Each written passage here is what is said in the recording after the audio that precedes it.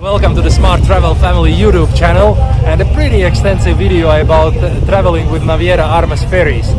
This particular video is about the route from Huelva to Tenerife with the ferry named Volcano de Tinamar, but it will pretty much apply to other ferries of the same company. Let's get cracking. The Huelva Tenerife ferry was one of the smoothest boardings I've experienced.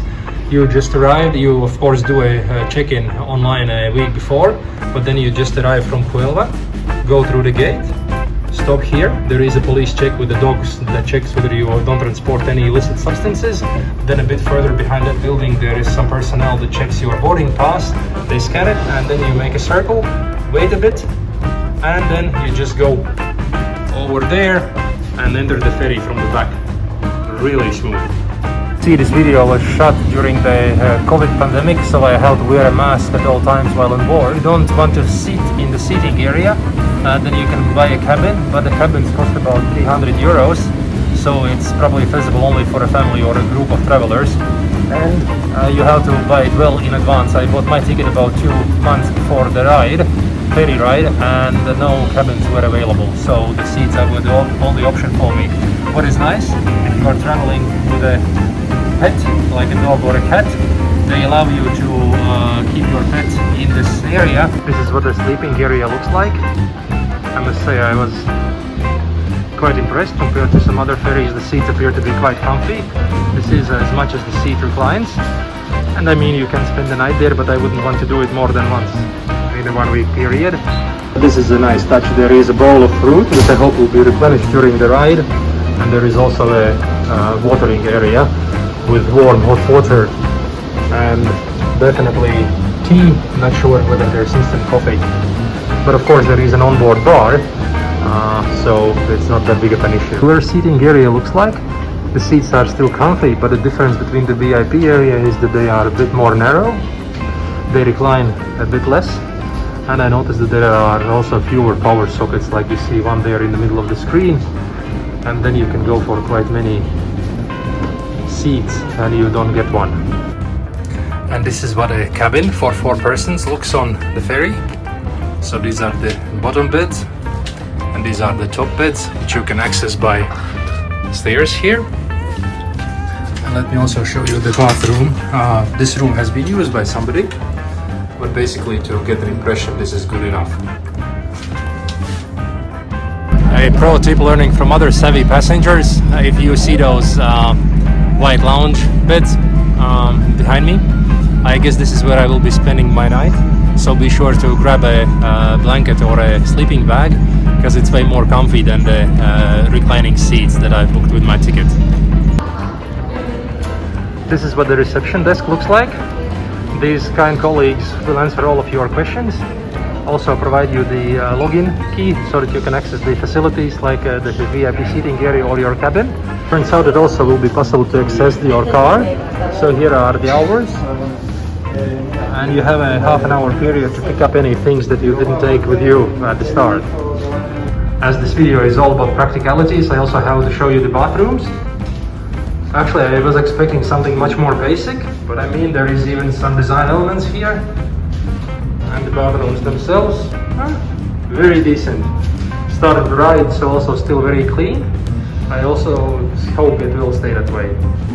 Speaking of showers, if you bought a ticket in the VIP lounge with the reclining seats, then there is this nondescript door that's not marked in any way, and I couldn't find it at first, but I inquired with the staff, and you have the shower.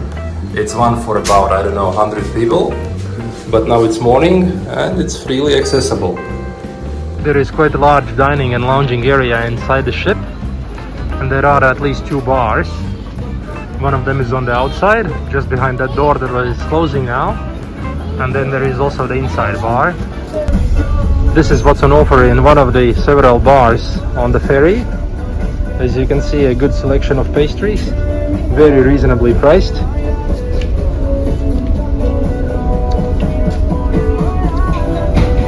Some awesome deals. I would say coffee and a donut for 180 is excellent. Let's see.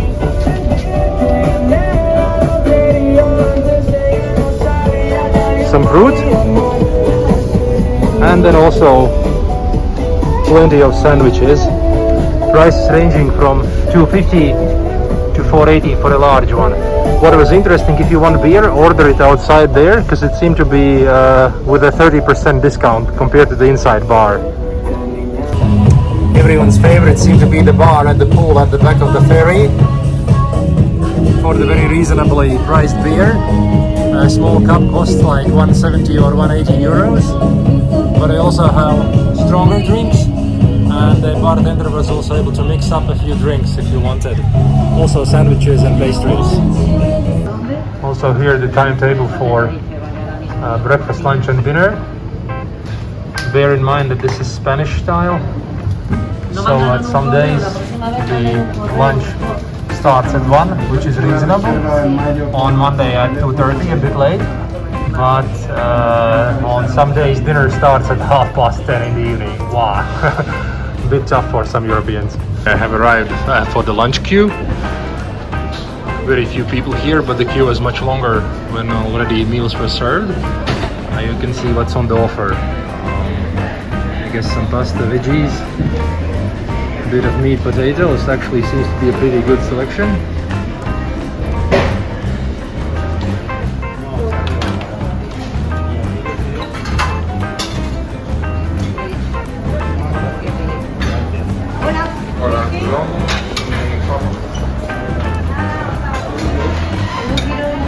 If you are interested in wine, here's the wine selection.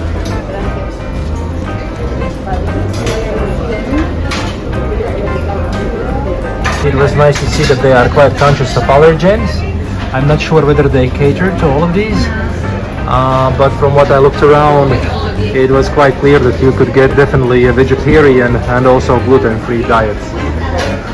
If you have food that needs to be heated up, or if you are on a special diet and can't eat the food from the canteen, then there is a self-service area with 2 microwaves. This is one more nice touch from this company, because I've been on ferries where theoretically outside food is not even allowed. I am now on deck 9 of the ferry and about to have dinner that I bought. This comes from the ferry canteen. As you can see, I took salad, some meat, potatoes, watermelon, water. This set me back 9.70 euros. Looks quite good, and I would again call it fairly priced. Okay, it's Sunday morning, 9 a.m. Breakfast starts at 7:30 and lasts until 10. Let's check what they have on offer.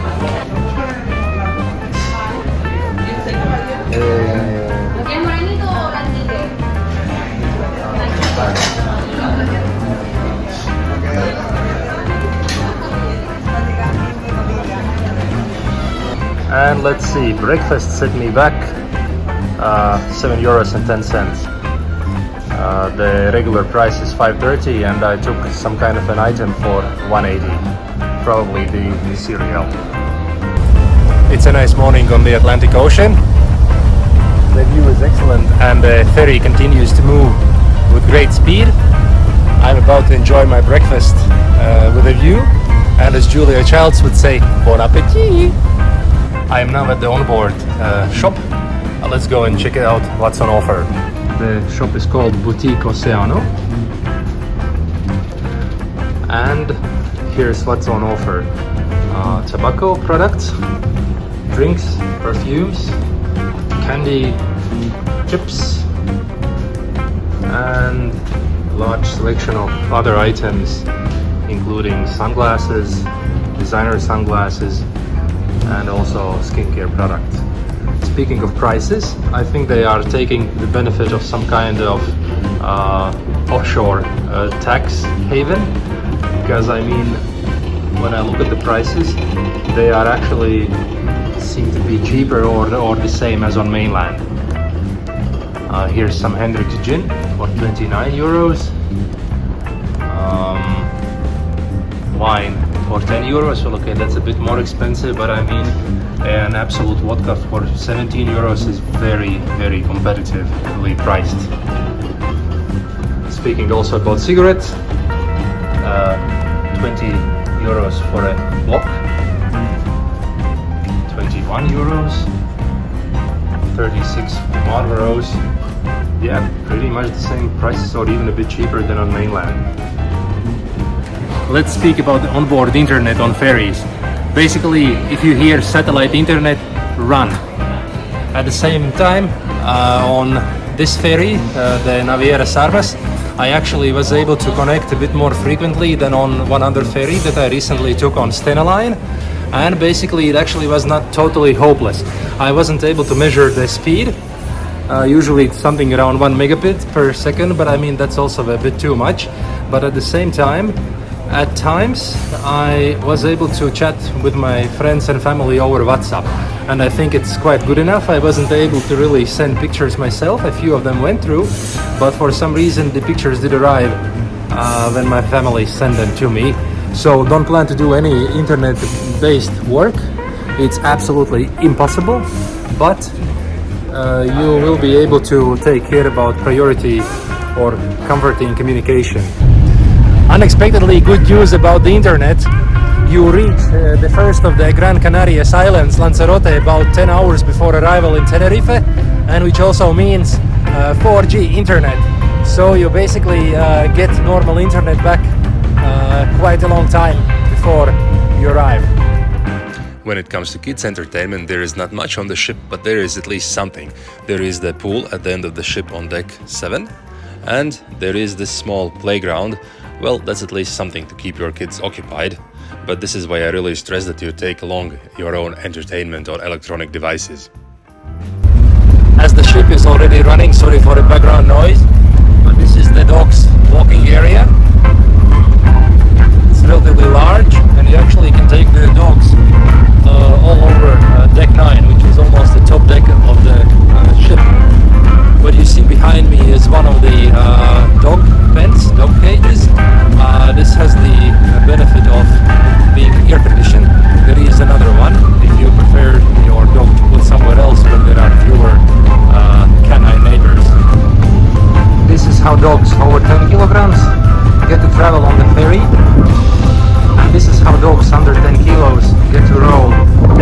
I would say being a smaller dog has some advantages. Speaking of things to take along on board, I would say that entertainment is the category number 1. Definitely you want to take all of your electronic devices with screens preloaded with entertainment because the internet is non-existent for majority of the trip. So Netflix, Disney Plus, anything else, use that and be sure to download while still on the mainland. We also take along power banks, power cables, and also a special notice those splitters for power sockets, because there are nowhere near enough power sockets for all of the passengers. So if someone else will have claimed this socket, this way you can compromise and still charge your devices. Even if you are traveling in the warmer seasons, take along an extra layer for evenings and nights. Also think about the blanket, because the ship is air conditioned, so when you sleep you might get it chilled.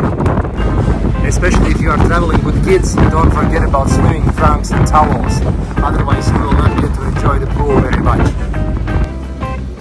I don't know about owners of the basic tickets, but if you bought a VIP seat or even a cabin, then you get access to a shower.